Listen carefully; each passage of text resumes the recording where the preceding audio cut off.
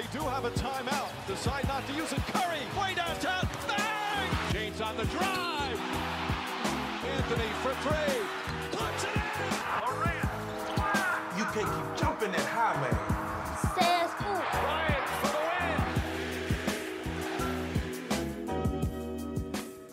Bonjour à tous, Hype NBA sur Sport en France. On se fait un petit épisode un petit peu spécial au cœur de l'été. Il s'est passé pas mal de choses depuis notre dernière émission. On va parler bien sûr draft NBA, on va aussi parler un petit peu de la free agency et on va s'arrêter aussi sur tout ce qui va se passer un petit peu dans l'été et surtout au début de la saison prochaine, puisqu'on va faire quand même un petit break nous et aussi partir en vacances. Et pour ça, on va accueillir un homme toujours bien vêtu, la rédac d'Orange Sport est là, Paul Rouget. Salut Paul. Salut, merci pour cette dernière finalement. Cette vraie dernière. Beaucoup de choses à dire et un invité de marque. Un invité de marque, on ne spoil pas, il nous attend, il est du côté des États-Unis, on va l'accueillir dans quelques secondes. Melissa Diawakana qui prend le temps d'être avec nous alors qu'elle est très très occupée. On va en parler là dans quelques instants, mais on va surtout lui dire bonjour. Comment tu vas ? Je vais très bien, merci. Et heureuse d'être là pour la dernière parce que ça fait un petit moment que j'ai pas été... C'est vrai, mais tu nous fais faux bon. C'est vrai qu'il y avait un peu de complications avec les entraînements. Et, surtout beaucoup d'actualités. On peut expliquer que, hormis ton rôle de consultant pour nous et puis pour d'autres émissions de la chaîne, tu es aussi personal trainer, donc tu t'occupes du développement technique et même physique des joueurs pendant leur période off et notamment les vacances d'été, quoi. Exactement, donc il y a vraiment beaucoup de travail parce que non seulement il y a le travail sur le terrain, mais il y a le travail qui est fait en dehors où il faut analyser les vidéos, il faut analyser la demande du joueur, il faut mettre tout un ensemble, mettre un programme en place et pour pouvoir, entre guillemets, pour les satisfaire et faire le travail comme il faut. Donc oui, c'est vrai que ça prend beaucoup de temps, donc il y a des fois je peux être disponible, mais en ce moment c'est un peu compliqué. Là on te voit d'ailleurs avec Yohan Bégarin, un drafté NBA qui a joué au Paris Basketball. Encore une question avec toi sur l'importance du travail individuel pour progresser. C'est le travail individuel, alors aujourd'hui on le voit, c'est devenu un peu comme une mode, tout le monde veut devenir entraîneur, coach individuel, et on en voit un peu de tout, on en voit un peu dans plein de salles. Mais moi, je tiens vraiment à dire que c'est un métier parmi tous les métiers qu'on peut trouver. En devenir ? En devenir, oui et non, parce que c'est un métier. Entraîner quelqu'un, ça demande beaucoup de responsabilités. C'est pas seulement inventer des exercices ou voir une personne a fait ci, ça m'a plu. C'est vraiment un accompagnement personnel qui est fait plus ou moins dans un état d'esprit et dans un collectif qui est que le joueur, oui, il travaille individuellement, mais il travaille au sein d'un collectif tout au long de l'année. Et donc, il ne faut pas séparer les deux. Il faut que les deux puissent être complémentaires. Donc, on ne travaille pas tout seul. Il faut que le travail soit mis pour la saison. Il faut que le travail soit mis en collaboration avec les entraîneurs. Il faut un état d'esprit. Il y a tellement de choses. Et en fait, c'est beaucoup l'aspect du jeu sur le plan individuel à remettre dans le collectif, à travailler. Et c'est donc ce que tu fais avec des joueurs tout l'été. C'est ce que je fais. Donc, il y a différencier les temps de travail, différencier l'été et la saison qui ne sont pas du tout le même travail, différencier le joueur, son rôle. Enfin, après, je ne peux pas tout vous donner. Sinon, après, il y en a qui vont se mettre. Mais on va demander justement à notre invité si il se conserve et s'il travaille aussi pour préparer sa future saison. On est ravis d'accueillir un international français qui sera concerné par l'équipe de France cet été, un ancien du Mans qui transite un peu plus au sud du côté de Monaco. C'est Terry Tarpey. Bonjour Terry. Bonjour. Ça va, ça va ? Ça va et toi ? Merci de prendre de ton temps estival. On sait que la famille s'est agrandie, que le repos aussi est une composante de la performance à venir. Merci pour ton temps et surtout félicitations puisqu'on vient d'apprendre la liste des 12 internationaux français qui vont donc défendre les couleurs de la France en août prochain pour la Coupe du Monde. On voit les noms qui s'affichent et donc tu fais partie de cette équipe. J'imagine que tu es satisfait et que tu es prêt justement à défendre les couleurs de la France cet été ? Ouais, bien sûr. C'est toujours un objectif pour moi pour jouer pour la France.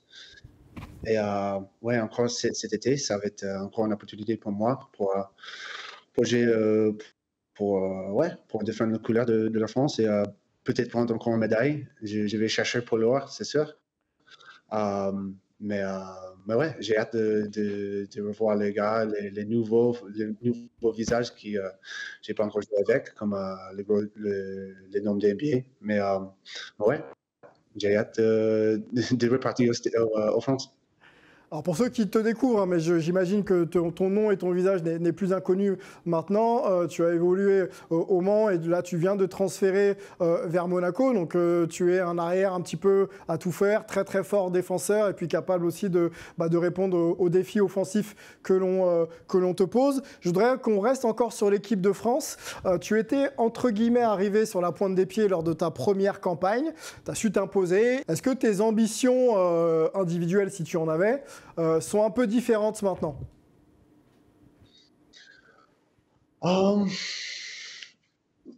Oui et non. Pour moi, c'est toujours l'objectif, c'est toujours à progresser. C'était toujours au début de ma carrière, c'était toujours le JO 2024 à Paris. C'est toujours l'objectif d'être sur l'équipe de France pour cet été-là. Mais donc, je suis arrivé un peu plus tôt que prévu.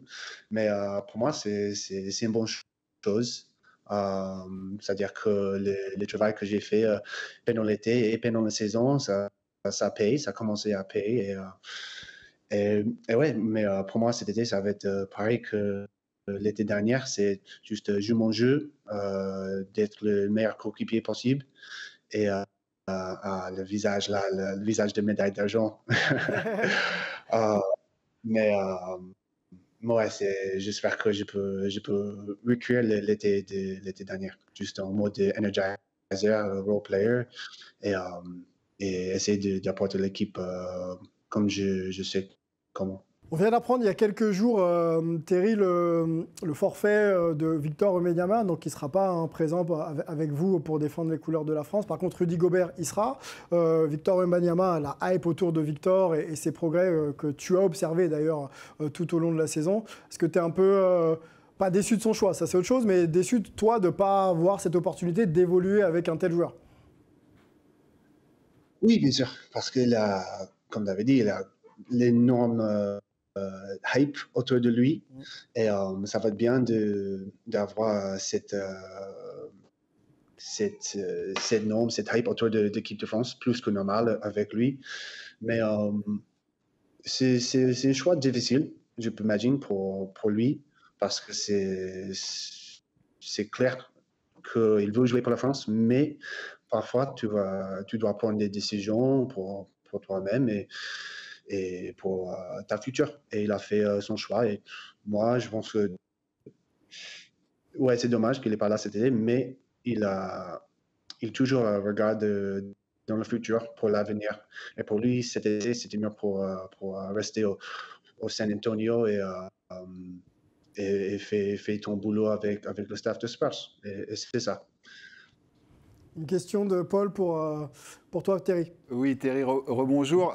Tu parlais de Victor, tu es aux États-Unis depuis quelques jours. Comment il est vu médiatiquement là-bas depuis son arrivée? Est-ce que c'est vraiment déjà presque une superstar ou comment les Américains le voient aujourd'hui?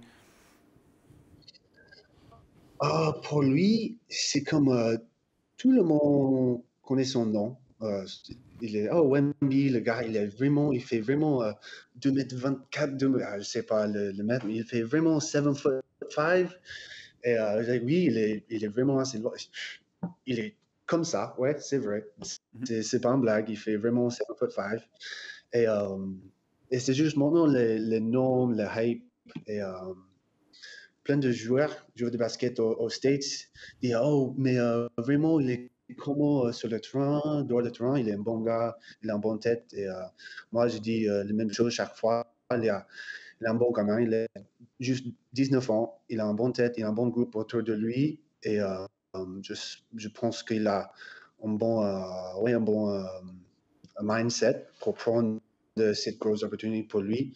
Pour le meilleur qu'il peut. Parce qu'il focus vraiment sur soi-même, mais pas dans le mode de selfish, choses comme ça. C'est juste il cherche pour le meilleur choix pour lui, pour la future. Et c'est vraiment bon de voir cette, je vais dire, cette maturité dans un gars que 19 ans. Okay. Un mot, on retourne au Mans avec toi, Terry, puisque tu as fait toute ta carrière française du côté du Mans Sarthe Basket, hein, si je ne dis pas de bêtises. Quel souvenir tu gardes du club, hein, parce qu'on va parler maintenant de souvenirs, puisque tu vas être un joueur de la Roca Team là, dans quelques semaines. D'ailleurs, tu as sûrement déjà signé ton contrat, donc c'est peut-être déjà le cas. Parle-nous un petit peu de la communauté un petit peu mancelle, le basket là-bas, et surtout, quels souvenirs tu vas garder de ces années au Mans? J'ai plein de souvenirs, mais le plus important pour moi, c'est tous les souvenirs d'hors de terrain avec les coéquipiers, les déplacements à Pau pendant le Covid, qu'on a fait un aller-retour dans le même jour. C'est juste les histoires comme ça que j'ai regardé dans ma tête. Mais bien sûr, le titre en 2018, on était bien les outsiders pendant toutes les playoffs et finalement on a pris le titre. Ça, c'était génial d'expérience cette course de playoff. Et bien après ça, les années comme capitaine pour moi, ça me marque vraiment tellement bien parce que c'était la première fois que j'étais le vétéran de l'équipe. Regardez-moi pour mener l'équipe, pour mettre les tons sur défense, sur toutes les choses qui j'aime bien à faire. Okay. C'est juste les choses pas trop de basket, mais les choses importantes pour le club. Allez, une question avec toi. On sait que ton temps est compté, une dernière, et on te laissera profiter de tes vacances et de ton temps. Tu arrives donc à Monaco, pour 3 saisons, pardon. Quel Terry on va voir du côté de Monaco, et est-ce que les challenges un petit peu Euroleague et à la fois championnat plus semaine des As, en tout cas Leaders Cup et Coupe de France, sont des objectifs que tu souhaitais aller chercher, c'est-à-dire gagner à peu près tous les trophées possibles sur le plan continental et français? Ouais, c'est l'objectif pour la Roca Team, c'est toujours gagner chaque compétition qu'il est là pour gagner. Et c'est ça, cette ambition de club qui m'a tiré un peu. C'est plus qu'un peu, c'est vraiment c'est le temps pour moi pour chercher les titres et tout ça. Et je pense que dans les prochains 3 ans, j'espère qu'on va toucher quelques titres, mais j'espère que je vais le Terry Tarpey chez Monaco va être comme le Terry Tarpey avec l'équipe de France, avec cette gros challenge, avec ce niveau de joueurs sur l'équipe et sur l'équipe adversaire aussi. J'espère monter mon jeu et mon intensité. Et j'espère qu'on va prendre des victoires. C'est ça. On sait tout bien qu'on te souhaite bonne arrivée à Monaco et qu'on souhaite aussi à Monaco, qui nous a fait un peu vibrer, voire même beaucoup, toute cette saison. Cette formidable équipe qui est arrivée quand même 3e équipe européenne. C'était du jamais vu depuis très très longtemps. Je crois qu'on a vu ça. Depuis Limoges, effectivement, 93. Merci pour la référence. On va remercier Terry Tarpey. Merci d'avoir été présent avec nous dans Hype, Terry. Bon été, bonne préparation. Et puis on vous suivra à la Coupe du Monde. Donc allez l'équipe de France. D'accord, ouais. Ciao, merci. Et ouais. À bientôt. À bientôt. À bientôt. Merci. Ciao. Ciao. Ouais. Allez, on continue. Nous très sympa, hein, Terry Tarpey, pas Thierry. Adorable. Terry Tarpey. Dans Hype, on essaie toujours d'avoir des personnalités du monde du basket. On continue, puisque c'était une semaine très hype, voire les 2 semaines dernières, très hype, puisqu'on parlait de draft. Donc, Victor Wembanyama était attendu numéro 1 de la draft, mais il était pas seul, un Français à se présenter. Et beaucoup d'entre eux ont eu quand même ce qu'ils étaient venus chercher. Donc, on va en parler ensemble dans le French Corner.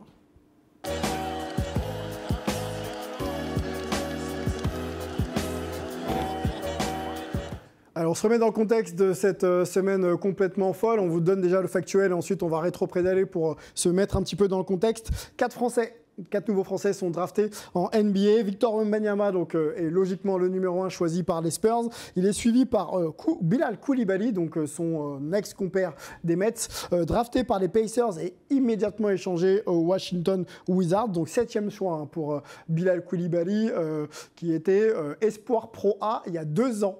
Quand je regarde, je regarde Mélissa qui réagit aussi à ça. Espoir Pro A il y a 2 ans, NBA maintenant. Cette année. En début de saison, ouais.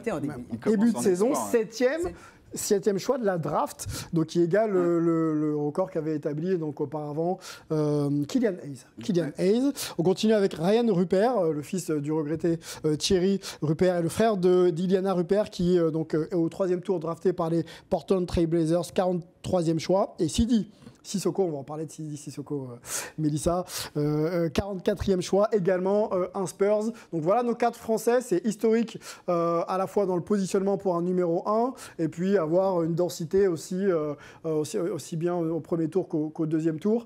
Rapidement déjà, messieurs, et dames, pardon, on va commencer par une dame.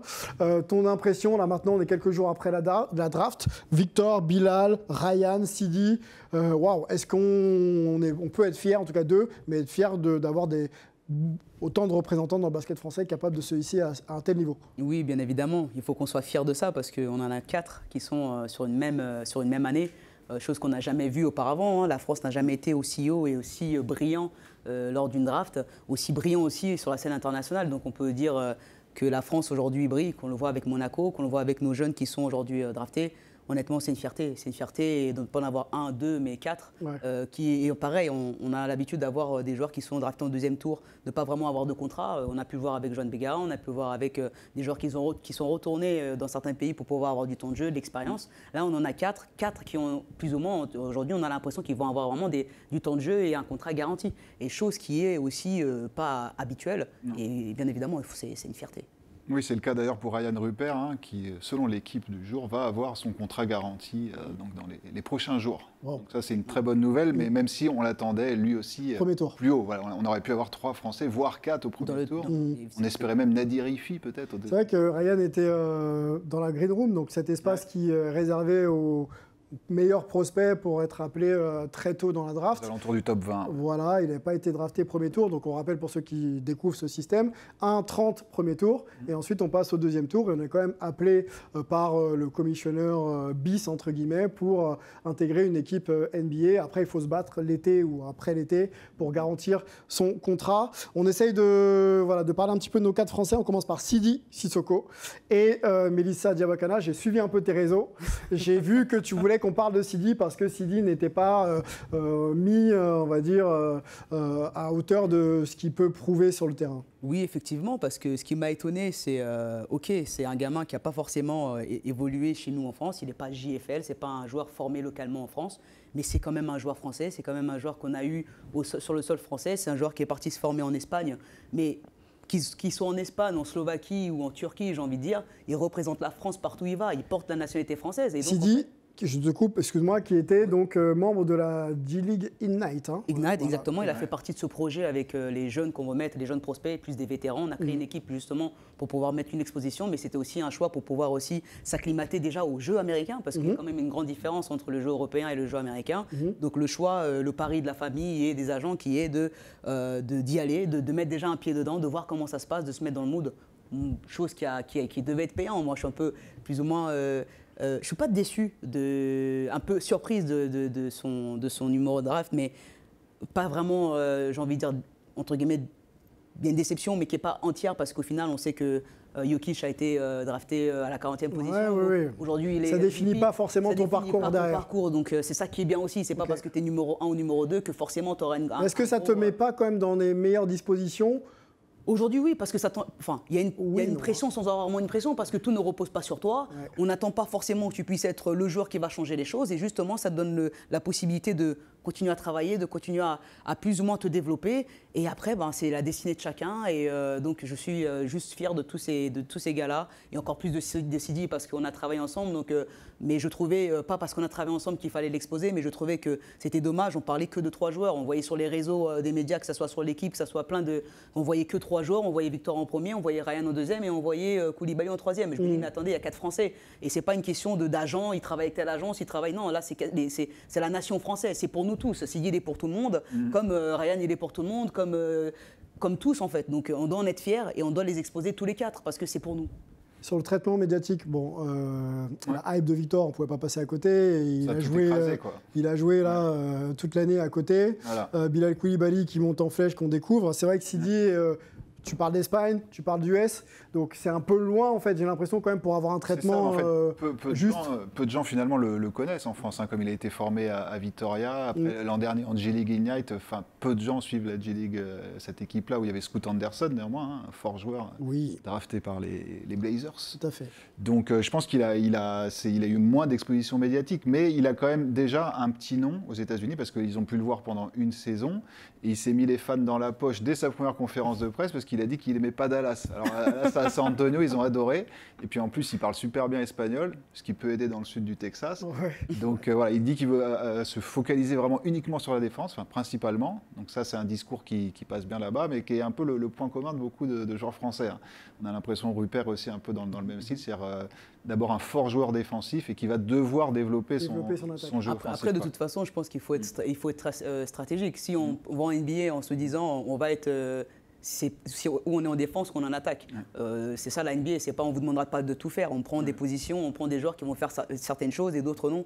Donc si tu vas pour te dire je vais avoir le ballon et je vais mettre 40 points par match. Quand tu es drafté tard, j'ai envie de te dire qu'il faut remplir un rôle. Et après, justement, il se laisser le temps d'eux. Et ce qui est bien avec Sidi, c'est qu'il a justement, non seulement avec le gabarit, c'est qu'il peut défendre sur différents postes de jeu, mais aussi c'est un magic avec la balle. Le gamin, il a une vision de jeu qui est incroyable. Il faut pas oublier, il a joué un poste de meneur en Espagne. C'est un meneur, ce gamin, on ne s'en rend pas compte. On va peut-être le mettre sur le... Mais c'est ça qui est bien. Il a peut-être une carte à jouer pour justement surprendre, parce qu'il n'a peut-être pas été scouté autant que les autres. On avance, on parle de... petite question sur Sidi rapide. Est-ce qu'il va être un Spurs l'an prochain? Un Spurs, pardon? Il le sera. Il le sera. Personnellement, au vu des médias et au vu de comment ils exposent les choses, je ne parle pas de certitude, mais de la façon dont ils sont en train aujourd'hui de poster, de faire les choses, on a l'impression que oui. Qu'il est intégré, qu'il va être dans le projet. Ça a l'air d'être la tendance. En plus, il y a ce côté un peu French Connection avec Victor qui peut aider à l'acclimatation des deux hommes. Ryan Rupert, on continue, drafté par les Blazers, 43e position, on l'a dit tout à l'heure, 2e tour. Qu'est-ce qu'on pense de cette draft un petit peu tardive, même si on en a parlé un petit peu tardive, on l'attendait au top 20. Après, les workouts n'ont pas forcément ultra bien fonctionné pour lui. Sa cote a un peu baissé à ce moment-là. Mais bon, lui, il reste très content néanmoins de ce choix. C'est une belle franchise, même si elle se trouve un peu un carrefour. Que va faire Lillard, il y a Scoot Anderson, il y a Jeremy Grant à prolonger éventuellement. Il peut avoir une carte à jouer, parce qu'on ne sait pas... Lillard, l'avenir reste toujours assez incertain, donc quid de franchise de l'Oregon. Tout à fait. Si elle reconstruit, peut-être qu'elle va vouloir tenter de reconstruire avec ce type de joueur. Donc Ryan Rupert. Je vous lis une déclat de Ryan qui se savait peut-être aller en direction de Portland. C'est fou, j'ai fait un workout avec eux ces dernières semaines qui s'était bien passé. J'avais pu voir la franchise et la ville. J'avais vraiment kiffé là-bas. Tomber au Blazers, c'est vraiment incroyable. Donc lui, il est heureux. C'est un joueur NBA, donc il est heureux. Je pense que, et c'est ça qui est génial avec ce petit bonhomme, c'est que moi j'aime bien, rien qu'on dit la première phrase, c'est fou. On n'a pas là, j'ai l'impression d'avoir une génération de jeunes joueurs qui sont heureux et reconnaissants d'être en NBA. Je pense qu'il serait avec n'importe quelle équipe, il allait dire que, enfin, tu es en NBA, j'ai envie de te dire que tu sois bon. Après, oui, il y a des franchises, on n'a pas forcément, entre guillemets, envie d'aller, on n'est pas très fan, mais il est en NBA. Donc il est heureux d'y être, il est reconnaissant parce que c'est quand même. Donc c'est-à-dire qu'il a quand même cette. Parmi les 60 meilleurs jeunes de sa génération, du monde entier. Et il y est, enfin je veux dire, c'est quelque chose qui est, tout le monde en rêve quoi. Et il est reconnaissant de ça, donc c'est génial. Les 4 ont quand même la tête bien faite, comme disait tout à l'heure Terry à propos de Victor. C'est vrai qu'ils ont ce point commun-là, ils ont quand même la tête sur les épaules. Enfin voilà, ils sont pas foufous. C'est ça, ils sont pas foufous, ils sont heureux d'être là, on le voit. Bel état d'esprit. Le sourire, bel état d'esprit. Non, c'est génial. C'est vrai que ça a été, je sais pas pour vous, mais c'était vraiment très rafraîchissant de voir cette draft, de voir le sourire de ces gamins, entre guillemets, hein, ils m'excuseront, et surtout l'émotion de Victor, même celle de Bilal, etc. On sent une vraie fraternité entre eux. Ça va être sympa de suivre cette génération en NBA. On avance justement, Bilal Coulibaly, on ne vous le présente pas, on avait fait les présentations, nous, dans Hype, et vous l'avez sûrement dû le voir jouer avec les Mets. 7e choix, est-ce que ça fait de lui un starter pour Washington? Est-ce que son statut le place parmi ceux qui peuvent démarrer? On sait que Washington a tradé Bill, on va en parler un petit peu plus tard, arrivée de Jordan Poole, un nouveau projet, plus de Porzingis. Est-ce que quand tu es 7e de draft comme ça, tu es starter d'une équipe NBA quoi, à 19 ans? En règle générale, enfin, quand on suit la NBA, on sait que quand même quand on est dans le top 5, top 7, top 10, on a du temps de jeu, on est un joueur sur qui on va miser, sur qui on va donner du temps de jeu. On l'a vu avec Franck, on l'a vu avec Kylian Hayes. Franck a été 8e, il a été dans 5 majors directement. Après, c'est le terrain, hein. Le terrain, ça restera le terrain et c'est la vérité. Mais ça a été pareil pour Kylian Hayes, il a été lancé, on lui a donné plusieurs chances, on lui a donné quand même un sacré temps de jeu et beaucoup d'années de plus ou moins de pouvoir s'adapter. Donc, s'il est 7e aujourd'hui, on ne va pas attendre à ce qu'il vienne du banc ou qu'il puisse avoir un second. Il aura cette opportunité. Il aura cette opportunité. À lui de la saisir. Comme tous les 7 premiers draftés d'une draft. Enfin, est-il prêt, Paul? Parce que cette année, il était en espoir. Voilà, c'est ça, il a commencé. Est-ce qu'il est prêt? On peut se poser la question. Eux, donc les Wizards ont l'air d'être très confiants, mais ils précisent quand même tout de même que c'est un joueur d'avenir. Donc c'est pas forcément pour tout de suite. Après, ils vont pas l'envoyer dans leur franchise de G-League, qui a un nom formidable d'ailleurs, Capital City Go Go. Oh, ok. J'aime beaucoup. Je pense pas qu'il ira cette saison. Il va avoir sa chance, surtout encore une fois dans une franchise en reconstruction. Donc Kuzma va aussi partir. Enfin, on sait pas où ça va aller. Et puis Jordan Poole, est-ce que c'est un vrai leader? Bon, on va en reparler tout à l'heure. Mais en tout cas, il a appelé Bilal. Hein. Jordan Poole a appelé Bilal après sa sélection. Ah, ils se sont voilà. appelés. il y a un coup de fil pour lui souhaiter la bienvenue. Ça marche. Bon, Jordan Poole qui prend à cœur son nouveau rôle. C'est ça aussi qui est bien, parce que justement, quand on a un peu ces moments-là où on est dans des franchises qui ne sont pas vraiment construites et il n'y a pas vraiment un leader, on n'a pas... c'est là où il faut jouer sa carte en fait, parce que tout le monde peut prendre plus ou moins des responsabilités, tout le monde peut prendre plus ou moins le leadership, même si les statuts resteront les statuts. Mais là, on est dans un moment très fragile, il a une carte à jouer. Si demain, le gamin, il arrive et que peut-être qu'il ne sera pas prêt tout de suite, mais s'il est lancé, qu'il saisit sa chance, parce que ce qui a l'air d'être bien avec cet enfant, ce jeune bonhomme, c'est qu'il sait saisir sa chance. Donc j'espère que ça va être la même chose aux États-Unis. Maintenant, il faut quand même être... patient. Je pense qu'il va falloir de la patience parce qu'on est passé de l'espoir à la Bec League et c'est pas non plus toute une saison. Il n'a pas joué une saison entière. Il a brillé aussi sur la fin de saison. Il a eu du temps de jeu, il a eu de la chance aussi. Il a eu beaucoup de chance. Il est resté sur le terrain malgré les erreurs. Il est resté sur le terrain malgré il n'a pas eu le même traitement de faveur que certains joueurs qui n'ont pas joué. Oui, parce que il a mérité quand même d'y être et justement qu'on l'accompagne dans son développement. Mérité, je ne dirais pas ça, mais il a été le chercher, oui. Il a fini par, entre guillemets, parce qu'il y a une différence de... Le traitement de la NBA pour revenir sur la NBA, ça va pas être la même chose. Hein. Exact, c'est ce que je veux dire. C'est qu'on passe de l'espoir à la Bec League. Bec League, on te donne des minutes, on te donne des chances, on te lance, on te laisse faire des erreurs, on te permet de les faire. NBA, c'est pas la même chose. Donc là, ça sera la révélation, on verra comment il va s'adapter. Il n'a pas fini de grandir aussi. Il n'a pas fini. Ah non, mais il a lui, 2,01 m, il n'a pas encore 19 ans, il va encore grandir. Incroyable ce joueur. Donc, bon. Moi, j'ai envie de le protéger. Quand je vois Bilal, j'ai envie de... Faites attention à mon Bilal, s'il vous plaît.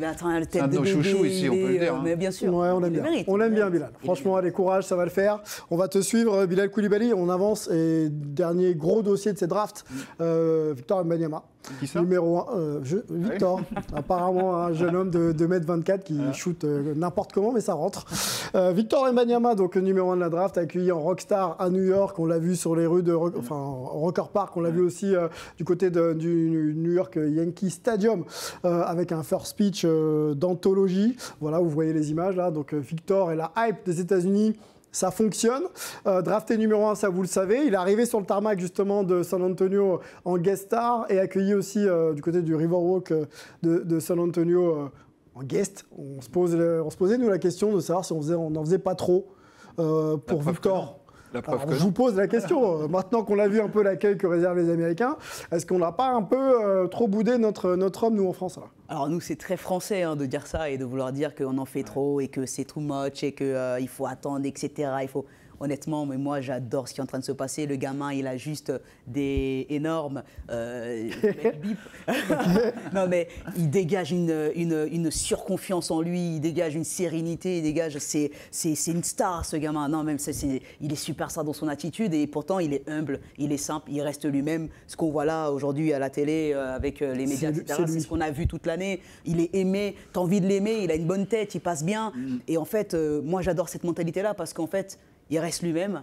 Mais j'ai envie de te dire aujourd'hui, mais la façon dont il est, genre, c'est incroyable. La maturité qu'il a, t'as l'impression qu'il n'y a pas de pression sur lui. Alors on s'arrête là-dessus. La maturité.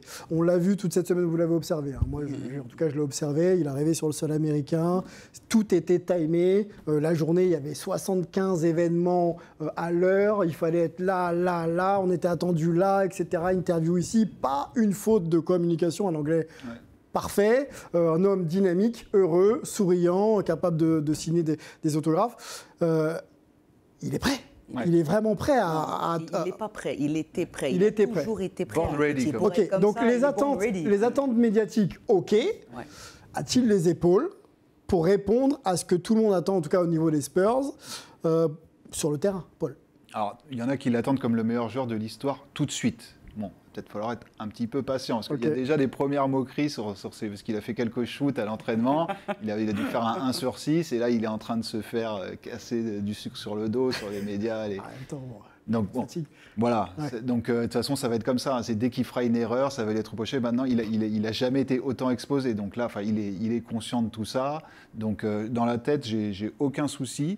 Après, ça va être sur le terrain. C'est toujours pareil. Parce que bon, là, l'équipe des Spurs, on l'avait dit, hein, ça va pas jouer le titre dès la première saison. Donc on va voir comment ils vont compléter. On va voir ça très vite puisqu'il sera sur le terrain avec son équipe, à Las Vegas. On va en parler dans quelques minutes. Voilà, c'est ça. Il fait pas la Summer League de Sacramento, mais celle de Vegas à partir du. Il y aura déjà un premier niveau d'étalonnage. Hein. Donc on va voir combien de matchs il va y disputer justement. Combien de minutes. On va évoquer le sujet dans quelques... Ultérieurement. Exactement. On transite et on reste un peu dans les thèmes français puisqu'on l'a dit avec Terry Tarpey, on connaît la liste des 12 sélectionnés donc, pour la Coupe du Monde cet été.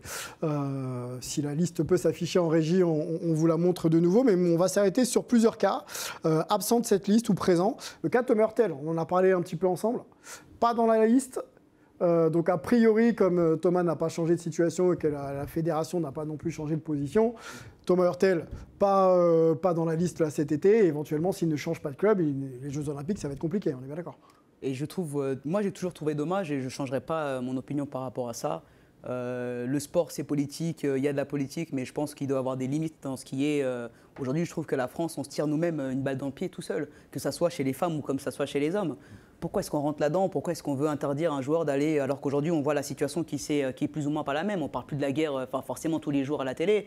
On a Macron qui fait des allers-retours. Enfin, je veux dire, à un moment donné, c'est quoi? On reste sur cette décision-là parce qu'il y a quelque chose qui a été signé. Mais pourquoi on se met autant de difficultés nous-mêmes? Pourquoi on s'en crée en fait? Alors qu'on est en train de parler du sport, on est en train de parler sportif. On veut que les gars puissent briller. On veut aussi que les gars puissent évoluer, individuellement. On trime tous les jours. Il y a des gens qui font des 35 heures, plus de 35 heures de travail pour gagner 1 000 €. Et là, tu as la possibilité par ton expérience, par ton vécu, par tout ce que tu es capable de faire, de gagner de l'argent, on te dit non, il ne faut pas y aller parce qu'on a un problème politique et on s'en mêle. Je trouve que c'est dommage. Je trouve que c'est dommage de pouvoir se priver aujourd'hui de Tom Hurtel parce que quand on voit la liste aujourd'hui, on peut toujours en discuter. Pour moi, je suis content de voir certains gars qui sont là, qui le méritent. Comme discutons.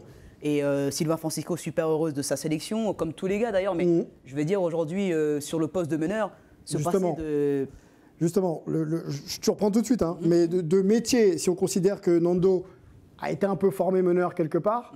On a un Nando De Colo avec son expérience en poste 1 et ensuite c'est Sylvain Francisco avec Franck Ntilikina qui est plutôt un 2-1 on va dire. Ah non, aujourd'hui sur le poste de meneur, Vincent Collet part sur le poste 1 avec Franck Ntilikina et Sylvain Francisco. Il y a Nando De Colo aussi qui sera là, mais je pense que c'est sur le poste de meneur. Il l'a dit d'ailleurs sur un poste, il dit très bien que Sylvain Francisco est un pur 1 avec Franck Ntilikina.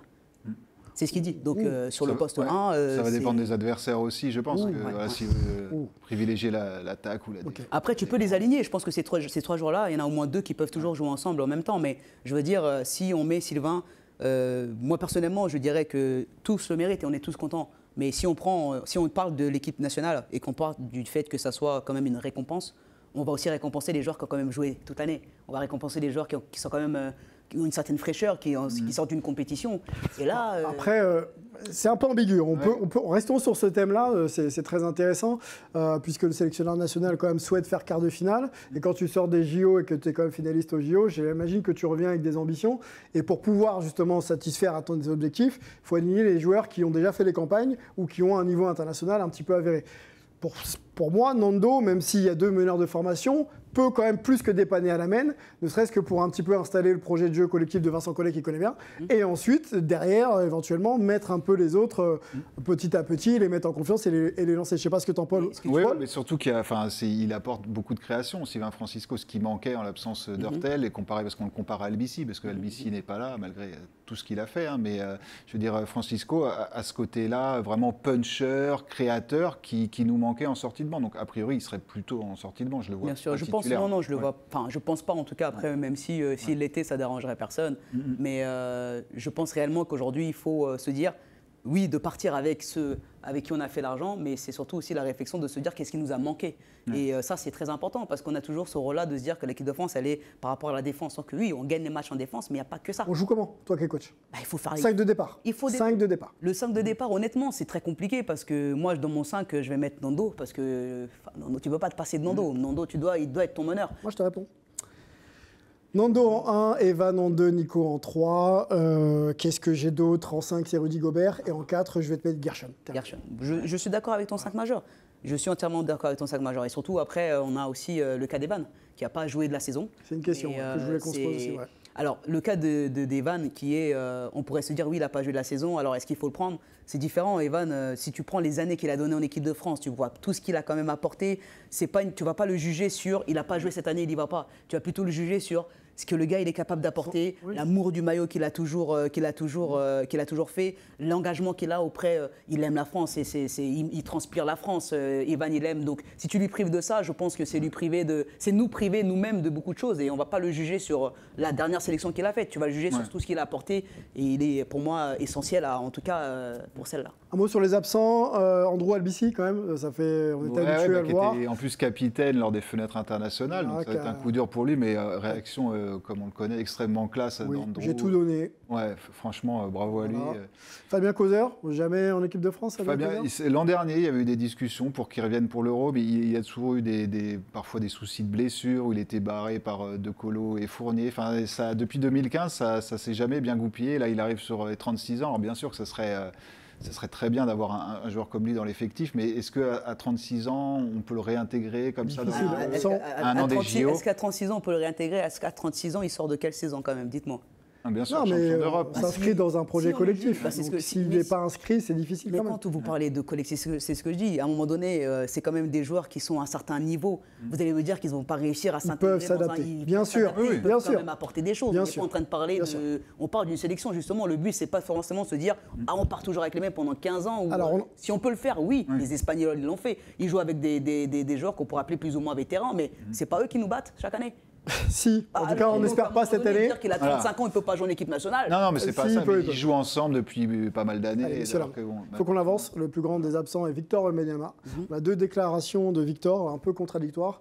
On va se les poser ensemble et puis après, vous allez me donner votre avis sur le positionnement de Victor. La première, la Coupe du Monde, c'est une étape. Je n'ai pas du tout envie de passer à côté de l'événement. Ma volonté, c'est d'être avec l'équipe de France cet été. Je veux gagner le plus de titres possible et apprendre des compétitions FIBA car je n'en ai fait aucune au plus haut niveau pour le moment. Ça, c'était le 22 juin dernier. Drafté ensuite, donc le 22 juin, le jour de la draft, quand même. Drafté, et donc le 25 juin dans l'équipe, ce ne serait pas réaliste en termes de développement et pas prudent en termes de santé. J'espère que les gens comprendront. C'est frustrant, pardon. Pour moi aussi, l'équipe de France est toujours aussi centrale. Je veux gagner le plus de titres possible avec elle, mais je pense que c'est un sacrifice nécessaire. Donc, Victor Wembanyama ne sera pas donc en équipe de France. On se fait un petit focus sur le positionnement de Victor, qui est d'accord ou pas avec le positionnement, donc le choix de ne pas participer à la Coupe du Monde cet été, Victor. OK ou pas? D'accord. D'accord? Moins d'accord. Moins d'accord. Allez, on t'écoute, Mélissa, pour une petite trentaine de secondes, 40 secondes pour ton argument. Alors d'accord, tout simplement parce qu'il faut rester quand même réaliste. Oui, il a déclaré qu'il aimerait y être et après sa draft, il n'y est plus. Mais ce qu'il faut garder, c'est que Victor passe d'une saison où il a fait 44 matchs, il va passer d'une saison à jouer le double. Il va jouer plus de 80 matchs avec la NBA et s'il va en plus en play-off, on ne va pas demander tout ce qu'il est, Victor aujourd'hui et tout ce qu'on essaie de protéger, de passer de 44 matchs à 80 matchs avec la NBA, plus un été à jouer avec l'équipe de France. Enfin, il faut quand même être lucide sur les choses. Je ne pense pas qu'il n'a pas envie d'y aller, il aimerait y aller. Mais la réalité fait que tu dois le protéger. Physiquement, il doit se développer et tout le monde l'attend justement sur ça. Comment est-ce qu'il va y arriver? Tu vas lui mettre une préparation cet été avec l'équipe de France, tu vas l'emmener jouer contre des bonhommes qui, pareil, ils l'attendent là-bas aussi, qui vont vouloir prouver contre lui, et tu vas le jeter en NBA. Il n'a pas le temps, il ne pourra pas tout faire. Il faudra qu'on s'attende à ça, il faut lui donner du temps. Il n'a jamais joué, il a fait une sélection. On ne va pas lui demander aujourd'hui, on ne va pas être exigeant pour qu'il joue toutes les sélections. Il faut être patient, il va les faire, et pas tout de suite. Mélissa, tu es en duel avec Paul, donc c'est avec Paul. Voilà. Mais là, je l'ai tué. Je sais que tu m'apprécies, mais quand même. Non, je l'ai tué. Alors, on écoute Paul pour ses arguments, plutôt pas d'accord. Voilà, alors ce que dit Mélissa n'est pas faux, déjà. Mais alors je vais paraphraser Vincent Collet en disant que je suis surpris mais déçu. D'accord. Mais néanmoins, je ne suis pas étonné. Voilà. Voilà. Merci pour la déclat. Non, alors après, évidemment que ça fait beaucoup de matchs, beaucoup trop de matchs avec l'enchaînement des JO l'an prochain, évidemment. Mais je trouve que c'est quand même le premier petit couac dans sa communication parfaite, parce que comme tu le disais, tu dis pas 2 jours avant, c'est mon rêve, je veux y aller. Alors, il s'en doutait peut-être un peu déjà qu'il allait déclarer forfait à ce moment-là, quoi. Donc moi, je trouve que c'est plutôt au niveau communication, parce que sur le coup du forfait, ça s'entend complètement. Enfin, je veux dire, et puis il n'est pas indispensable à l'heure actuelle à l'équipe de France. L'an prochain, ça sera peut-être différent. Terminé? Voilà, terminé, je pense. Très bien. Du coup, je peux prendre son temps. Non, tu ne peux pas du tout. On enchaîne, on fait avancer la discussion. Un dernier tout petit point. Tu vas pouvoir, mais je pose ma question et tu reprendras derrière. Est-il rattrapé par la réalité ou finalement a-t-il voulu imposer un choix qui finalement n'est pas jouable pour le compte, quoi? Je dirais qu'il a envie de ménager la chèvre et le chou. D'accord. On lui aurait dit, ou tu penses que c'est vraiment son choix de ne pas participer parce qu'il sent que c'est pas possible? Non, je pense plutôt que c'est son choix, son équipe. Après, il a tout mis sur la table. Il s'est dit, c'est quand même, ça serait audacieux, quoi. Enfin, voilà. Et puis il y a la Summer League. Alors la Summer League, les enjeux commerciaux, bon, ça c'est encore un autre débat. On parle de 170 matchs pour compléter ton argumentaire entre la fin, plus l'enchaînement, plus la saison, plus. Ce serait un volume de 170 matchs. Il a décidé d'aller en Betclic et de jouer pour Paris-Levallois sans Coupe d'Europe, sans Champions League, sans Euroleague. C'est bien pour une raison. On l'a vu avec l'Asvel, où en essayant de faire 2 matchs par semaine, il y avait quand même des fragilités, 4 blessures, etc. C'est ce que tu veux éviter. Aujourd'hui, c'est un jeune joueur qui est en développement. Avec tout ce qu'il est, il va falloir d'ailleurs protéger certaines choses, il va falloir développer d'autres choses. Tu ne peux pas lui demander directement de commencer à faire comme les gars qui sont erreur de communication, puisque 2 jours, alors, le jour de la draft, il fait une annonce et puis 3 jours après, il change. C'est ce qu'on interprète aujourd'hui comme étant une erreur de communication. Alors moi, je pose la question. S'il avait dit... Je ne pense pas que je vais venir cet été en équipe de France. On aurait dit quoi? Ça y est, là, la grosse tête. Tout le monde lui serait tombé dessus, tout le monde serait lui tombé dessus. On aurait dit, voilà, ils se sont déjà, il n'est pas en NBA, on va lui... Pas ici. Voilà, il n'y est pas encore que déjà, il sub l'équipe de France. Donc, aujourd'hui, il dit que je veux y aller, c'est mon but. Et maintenant, la réalité fait que, parce que ce n'est pas que sa décision, on le voit très bien avec les autres joueurs, que ce soit Evan, ils n'ont pas toujours le choix. Mais il dit que les Spurs ne lui ont mis aucune pression à ce sujet. Mais il ne va pas non plus... c'est-à-dire quand même, les gars, il ne va quand même pas dire... Mon GM et toute l'équipe m'ont mis une balle en disant oui ou non, alors. Oui ou non? Mais c'est pas une erreur. Pour moi, c'est très bien qu'il puisse dire oui, parce que si je vous pose la question, s'il avait dit je ne viens pas avec l'équipe de France, on lui serait tombé dessus, on l'aurait dit il a déjà la grosse tête, le gamin il veut pas. Il dit qu'il veut venir. Mais être plus nuancé, il aurait pu être plus nuancé, parce que là c'était. Il a dit la vérité. C'est surtout ce qu'il faut prendre et retenir, c'est qu'il a dit la vérité. Je veux jouer pour la France, c'est mon désir. Mais ce n'est pas la bonne décision. Mais c'est la vérité, c'est la réalité. Et c'est la réalité, c'est qu'il faut le prendre aujourd'hui. Et on n'est pas. Pourquoi on est si pressé qu'à 19 ans, ils sont en équipe de France A, alors que l'avenir est devant nous? Non, personne n'est pressé. Nous, on s'appuie sur ce qu'il a voulu faire. C'est ce qu'il a déclaré. Il a dit la vérité. Je voudrais y être. Et maintenant, la réalité fait que je ne peux pas y être tout de suite. Il n'a pas dit je n'y serai jamais, mais juste là, maintenant, tout de suite. Vous jouez sur les mots, Mélissa, excusez-moi. Tout est une question de sémantique. Voilà, la sémantique, on va essayer de l'adapter au monde NBA, puisque pendant que Victor arrive du côté des Spurs, la NBA est en train d'un petit peu de se remodeler, en tout cas les franchises, en ajustant leur effectif. Donc on en parle dans le focus de la semaine.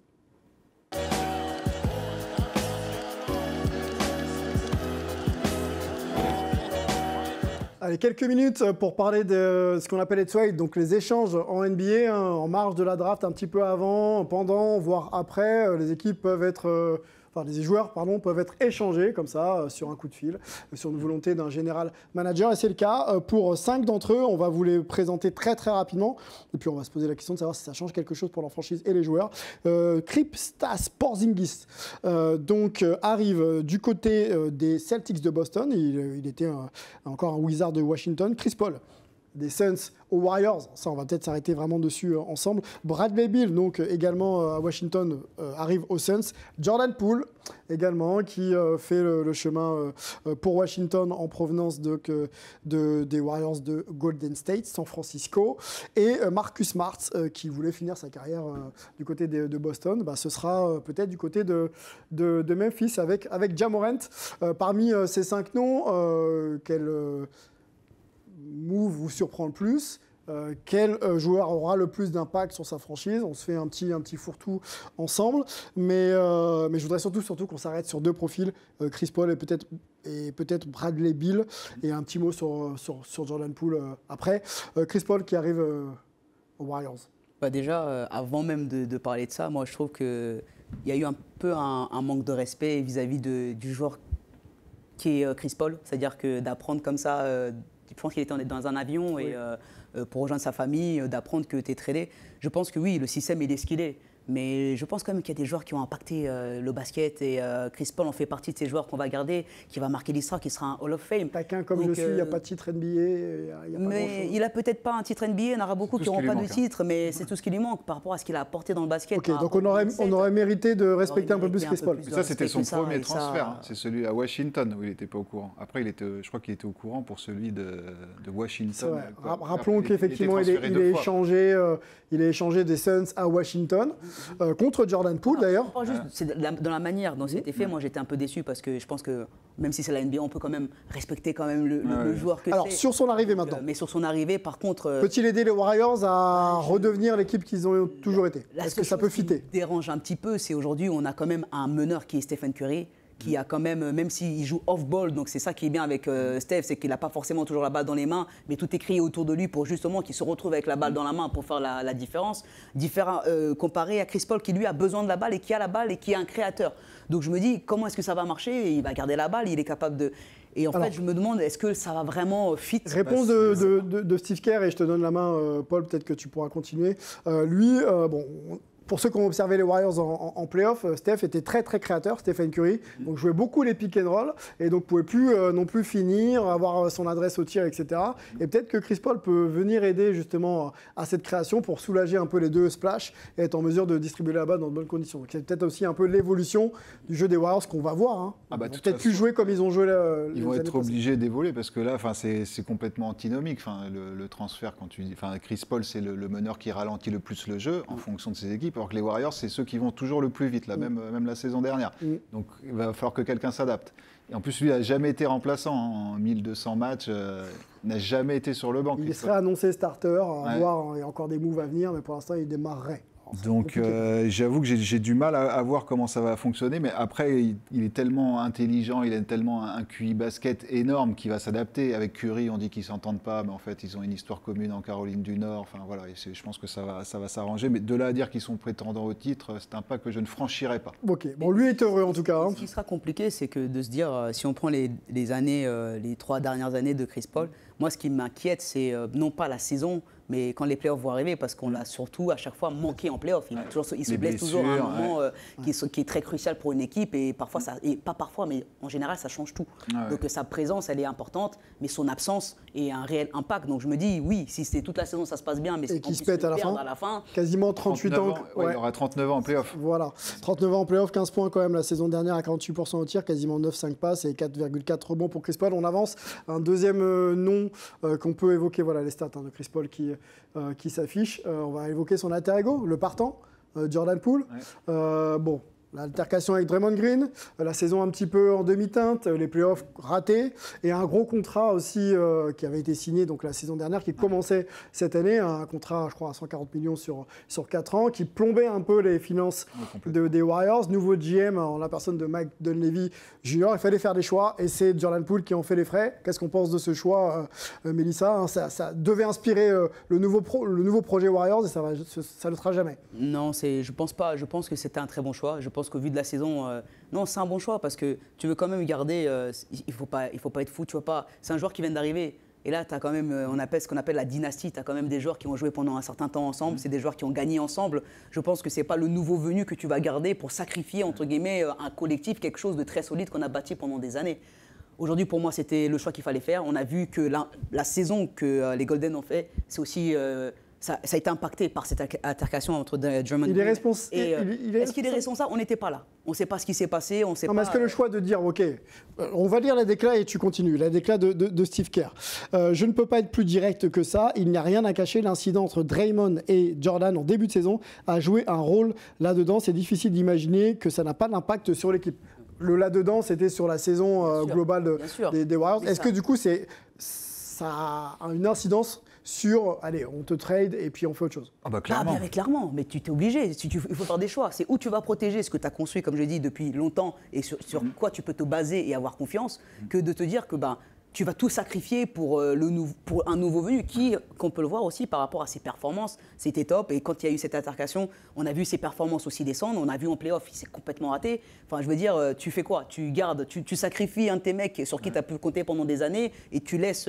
C'est cool. On voit l'altercation encore, le punch très violent de Draymond Green. Il n'a pas blagué. Hein. Incroyable. Donc, pour moi, c'est un choix qu'il fallait faire et je préférais protéger ce que j'ai construit pendant longtemps et sur les choses sur lesquelles je peux me baser. Je peux me tromper, mais je préférais quand même sécuriser le trio, le corps de l'équipe. Ça sous-entendrait qu'ils vont prolonger Draymond Green. Voilà. Ça a l'air d'être dans les deux, tuyaux quand même. Mais ils avaient vraiment envie de s'en débarrasser de Poole. Ils ont essayé de l'envoyer aux Raptors, d'ailleurs, contre Anunoby. Les Raptors n'ont pas voulu. D'accord. Donc ils voulaient vraiment... Personne ne veut de Poole, enfin, entre guillemets. C'est compliqué La Poole party était à la mode l'an dernier, un peu moins cette année. Du côté de Washington, la Poole party, je pense que c'est pas la même chose. Allez, on se fait un dernier joueur au choix, Paul, Marcus Smart ou Porzingis. Alors, juste un petit mot sur Marcus Smart. Je trouve que pour moi, c'est le fit parfait aux Grizzlies. Enfin, c'est vraiment, il incarne ce côté... bad boy, bagarreur, qui lâche rien. Pour moi, c'est le digne héritier de Tony Allen. Hein. Donc, je trouve que c'est une très bonne chose, même s'il n'y a pas beaucoup de shoot aux Grizzlies, toujours pas. Donc, on va voir ce qu'ils font. Et par contre, les Celtics, ils perdent un peu l'âme de l'équipe. Mais Porzingis, il va peut-être débloquer, enfin, aider à la création et aussi soulager Horford, hein, qui lui aussi est les 38 ans. Reste à voir ce que va faire Jaylen Brown, parce que Jaylen Brown, il peut toucher un contrat maximum de près de 300 millions d'euros. Donc ça aussi, c'est et puis être peut-être le leader d'une franchise également. Il y a quelques opportunités de faire. Là, il va se passer beaucoup de choses. La free agency ouvre demain et je pense qu'on n'est pas au bout de nos surprises. On n'est pas au bout de nos surprises d'un été qui ne fait que commencer. Est-ce que, on va finir là-dessus, la free agency redessine, surtout en ce moment avec la compétitivité de chaque franchise, ça redessine un petit peu les cartes de la NBA chaque année maintenant? Bah oui, depuis que LeBron a planté la NBA, Autre débat, LeBron. On n'a pas encore parlé. Oui, je trouve qu'aujourd'hui, c'est ce qui est dans un sens pour les fans de la NBA, ceux qui aiment ça et qui trouvent ça, et qui ont du mal encore avec ce changement, et entre la nouvelle génération où c'est comme ça, il faut s'adapter.